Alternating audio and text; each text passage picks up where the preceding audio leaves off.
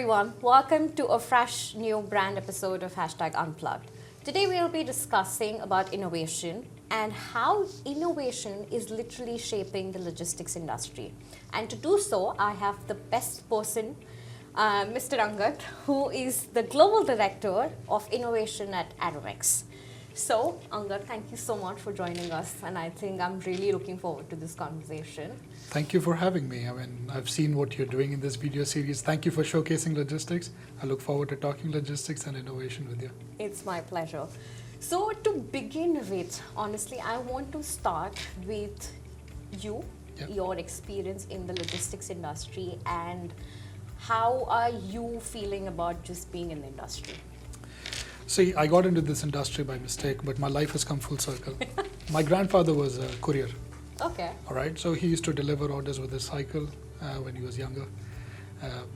I started my career in manufacturing because I wanted to make cars, and that's what I was interested in. I did that for 3 years, and I was fortunate to work with the CEO directly at that time.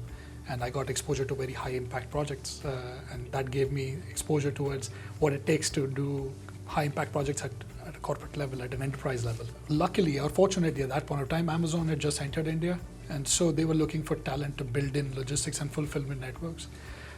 So they started seeking talent within the manufacturing domain, and I was fortunately one of the first few they had hired to build in the fulfillment network and logistics network, so to say. So I got an opportunity to learn fulfillment and manage fulfillment from setup to scale up, which was amazing. After my stint in Amazon, I got into the startup world. Startups which are focused on e-commerce marketplaces across Southeast Asia and South Asia primarily. So got to build e-commerce marketplaces from the scratch across multiple countries, and learned by doing there. 2 of those startups got acquired by Alibaba Group, so we did probably the right things. One of the startups was based in the Middle East, and we built one of the biggest last mile networks here, and that got me into middle mile, last mile deliveries. At that point of time, Aramex itself was going through a bit of a transformation, and in 2019, I was given the opportunity and honor to lead Aramex operations in GCC and Levant, which is our core network and where majority of our operations come. I mean, that's where majority of our operational setup is. We got to do some amazing things with an amazing team. Got to transform the kind of work we do, transform our operations completely, our network, build an amazing team. We went through probably the toughest era within our industry, which is COVID, in terms of serviceability. Came out of that. I mean, it's our resilience that took us out of that, but it's also the kind of network and the flexibility we built within the network and planning that actually got us through that and made us successful post that.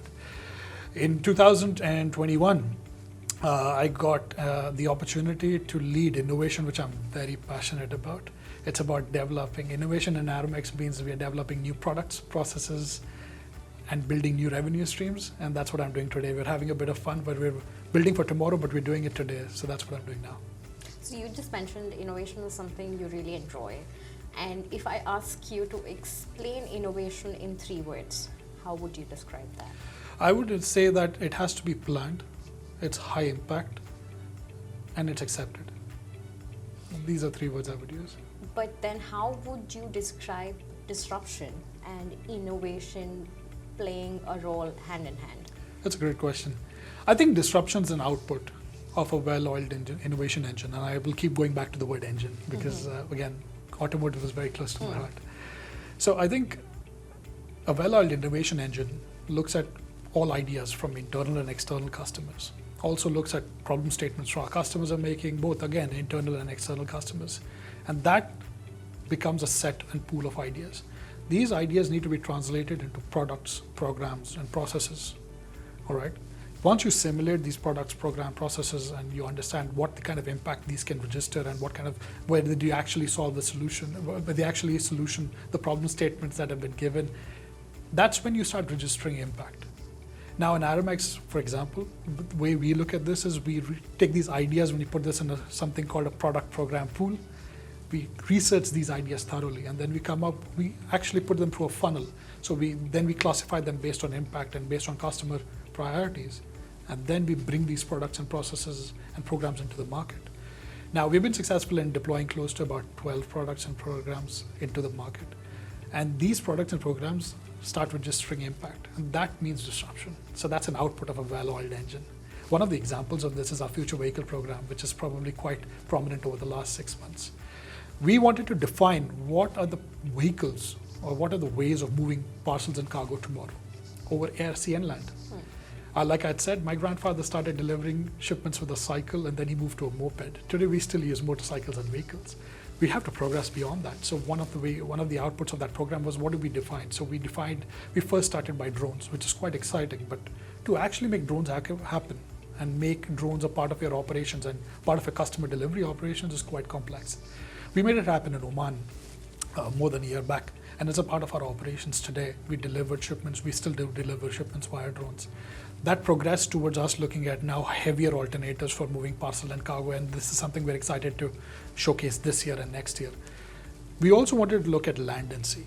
Over land, we wanted to look at autonomous bots, and this is really exciting and a very disruptive product. We were very successful in launching our single cabin, which is a point-to-point delivery bot in the UAE and in KSA, and then we progressed towards, through our research, we wanted to create a bot which is made for Aramex, based on the packages we get from our customers. So we made a custom designed bot, which is a multi-cabin bot, which is the first in its industry. And we deployed that in KSA, and now we're deploying that in the UAE. Now this is huge disruption. These were routes which were essentially served previously by couriers and our delivery champions.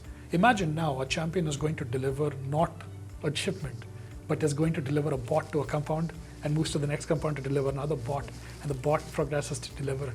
That's real disruption. And so it's an output of a well-oiled innovation engine. So that's the difference, I believe.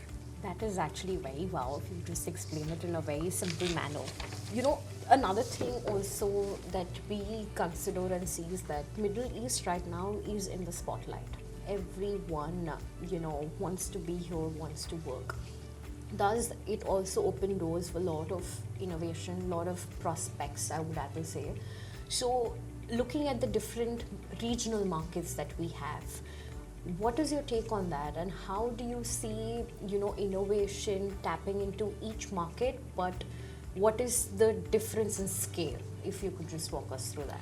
See, the GCC is a very attractive market at the moment, and then that again goes solely to the government and regulators here, who are very forward-facing.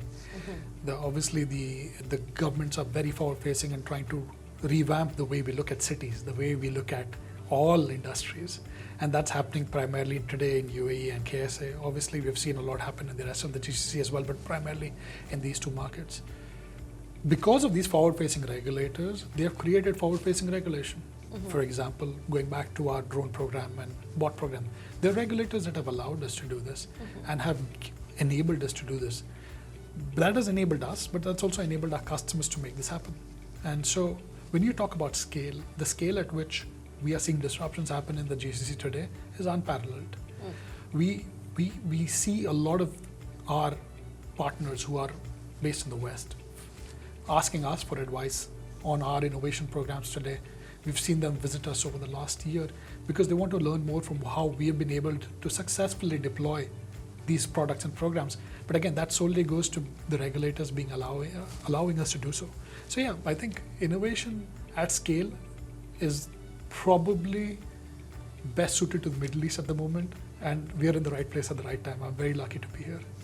That is good. That's actually my way of saying people that right now, if you're in the Middle East, you're at the right place at the right time. Rightly so.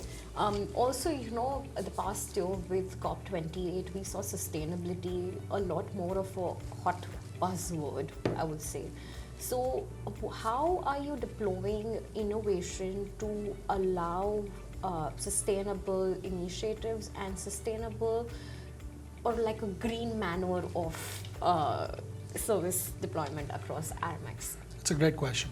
Now, I will say first off that we have probably the most mature sustainability office in the region. We started sustainability practices before it became a very hot topic. We've been deploying sustainable practice, and sustainability and sustainable practices are well integrated into our decision making. It's very central to our decision making. A lot of our decisions, one of the key aspects is whether this lies in line with our sustainability mandate. And we have a very aggressive sustainability mandate. I'll give you a few examples. Now, when you look at logistics and delivery services and you say, what does sustainability mean to them? You would say, oh, they have to electrify their fleet. We have taken a big step in electrifying our fleet, or even bringing hydrogen, or bringing alternate fuel sources like biodiesel, which is obviously better for the environment in terms of emissions. But we've not only stopped there. We have taken a step back and saying, okay, what else we can do from a company standpoint? All of our major facilities are solar powered. When we were reworking our network strategy about 3 or 4 years back, we understood that we have to get closer to our customers, our end customers. So we started building facilities closer to them, and we have dotted the whole map. If you were to put this on a map and put Aramex facilities, we've dotted the map with facilities closer to our end customers. What this means is now the delivery champion is now spending less time on the road. So that means, in fact, less emissions. Again, we take a step back and we understand, we're not only replacing emitting sources today, but we're bringing down emissions by being more proactive in our network setup. We've also taken that a step forward. All of our packaging is biodegradable. So we have a huge mandate and we have probably the most aggressive kind of sustainability commitments in the region when it comes to logistics. And we're very inspired by that. Honestly, we're really inspired by what's going on in the world. We're very passionate about the sustainability kind of goals which are there. And when the last 2 editions of COP were held in our region, this obviously brought a lot of focus on it. But the fact that we were already prepared and the fact that we were already ready and a lot of these deployments had already taken place held us in good stead. I think going forward, you would see just a lot of positive updates coming in terms of the sustainability mandate. When it ties up to innovation, again, it's a very central element to our decision making of what products, programs, or processes get deployed. A lot of our vehicles in the Future Vehicle program are completely electric. One of the other products, and I'm very excited to talk about this, it's very close to my heart, is also our pickup drop-off network. Now, I think evolution of businesses and evolution of business models is key in our industry. What we saw is the customers demanding flexibility. So we wanted to offer a pickup drop-off close to anyone's house so that they can pick it up or drop off their return based on their timings and based on their preferences. So we created a huge PUDO network, as we call it, a pickup drop-off network across our region. Now this PUDO network enabled our customers to potentially offer unlimited flexibility to customers.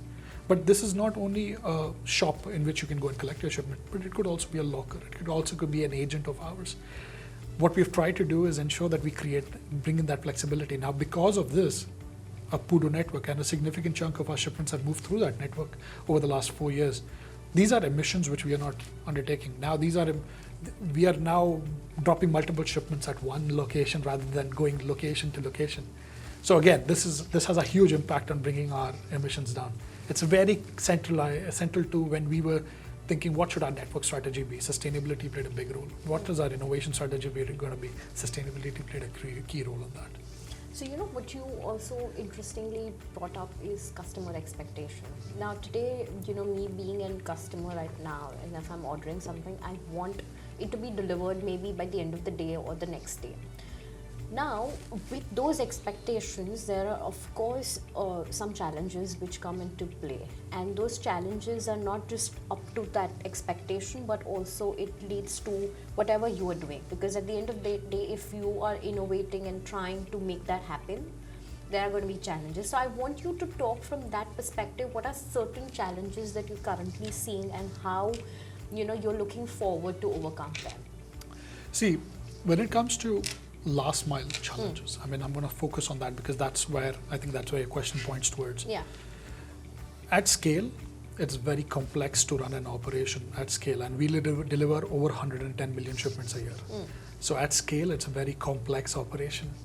But what makes us successful and what makes companies successful to deliver at scale is building the kind of flexibility and agility to be able to absorb shocks in terms of any unplanned events, shocked in terms of customer fluctuations of loads, shocks in terms of customer preferences and customer preferences. Like you said, I want it tonight, I want it tomorrow. So we run a multitude of services.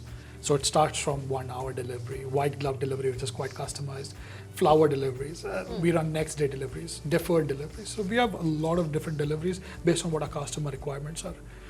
The challenge is how are you going to bring these products in and integrate them with this kind of massive complexity of last mile delivery at scale.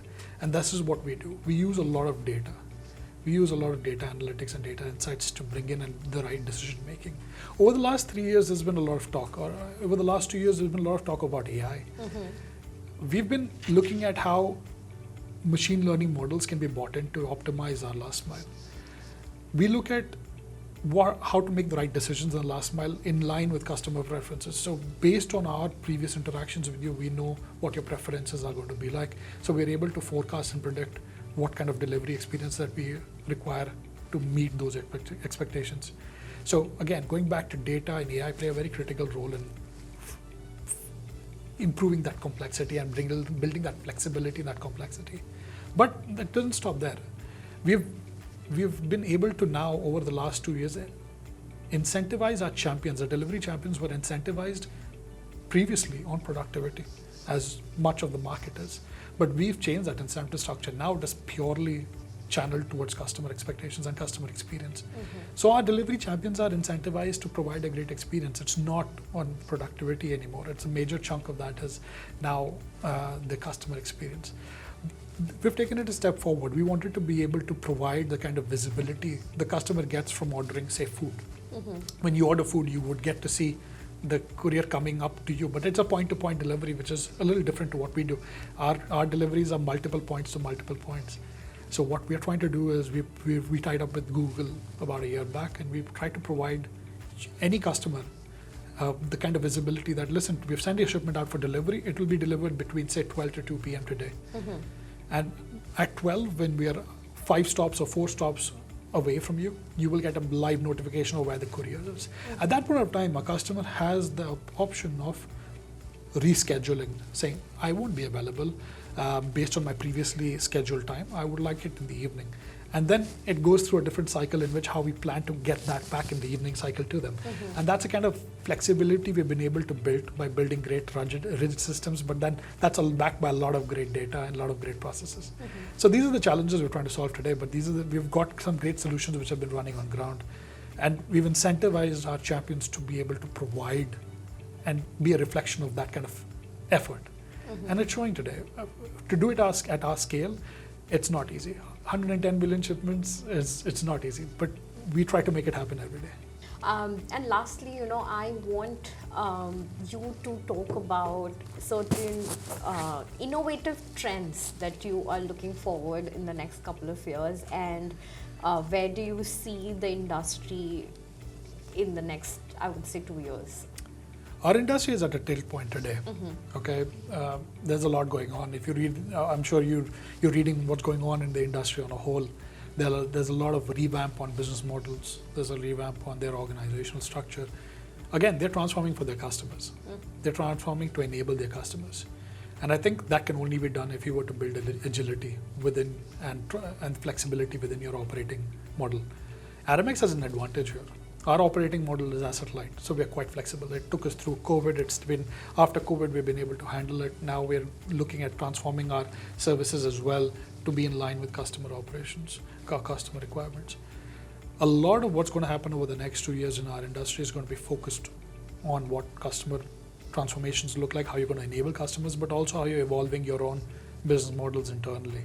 There's a lot of big words out there which are being used: AI, blockchain, automation, robotics. I would club blockchain as an external kind of a community innovation, and I would bring robotics automation as one internal automation. Our CEO and COO have been very switched on and have had a very aggressive mandate to automate our facilities, and that gives you a capacity and a capability boost if you do it right. It's not to say it doesn't come with its own challenges, but we've been able to automate across Europe, across GCC, Australia, North America, and even North Africa over the last 3 years, or last 4 years in fact. We've been able to build in this kind of capability and capacity development. This means we're not only improving ourselves to hit customer expectations, but we're also evolving our model internally. When you look at blockchain, which is a huge word today, but blockchain, I believe, is going to be a community kind of innovation. It essentially is a public ledger, which essentially for what it means for us is accurate information for a live event at the right time right now. For us to be able to adopt these kind of processes and these kind of products, it would require us, it would require the government, it would require a customer, it would require the customer to be on one platform. And I think that will happen with time. So there's a lot of internal innovation that needs to take place and to build in this flexibility, which is again something we're very proud of to be doing. There's a lot of external innovation that also needs to take place and enabling those external innovation that needs to take place. This is something which we are lobbying for. We've taken the first step and we look forward to taking multiple more steps to make it happen. That's, I'm really looking forward to see that. It's very interesting. And last question, as Angad, because you mentioned that your entire career is by fluke. You just joined logistics by default or however it played out for you. What would be that, one thing you would like to say to someone who is confused or is not sure if they want to be a part of the logistics industry? My advice to any professional out there or young professional out there or any professional seeking advice is the advice I would give my daughter as well. Mm-hmm. It is that you work really hard and you build romance in what you build so that people fall in love with it. All right? You have to fall in love with what you build. If you're going to put your name to something, you have to build it to perfection. That means there have to be passion behind what you do. Now, if you're not enjoying what you do, then you find something that you're passionate about. Mm-hmm. I'm really passionate about logistics. I'm really passionate about innovation in logistics. I love what I do today. Everything that we built has been built with a lot of hard effort. We have to be passionate about it. So if there's no passion behind what you built, it's not gonna be reflective of the kind of effort you're gonna put in. So that's what I would tell anyone out there. Be passionate about whatever you're building. That's it. Excellent, thank you. And thank you so much for joining us today. I think your insights are going to be lovely for our audience. And I'm looking forward to seeing you create more magic with innovation and people are going to be happy and satisfied. We look forward to transforming this industry. Thank you so much. Thank you.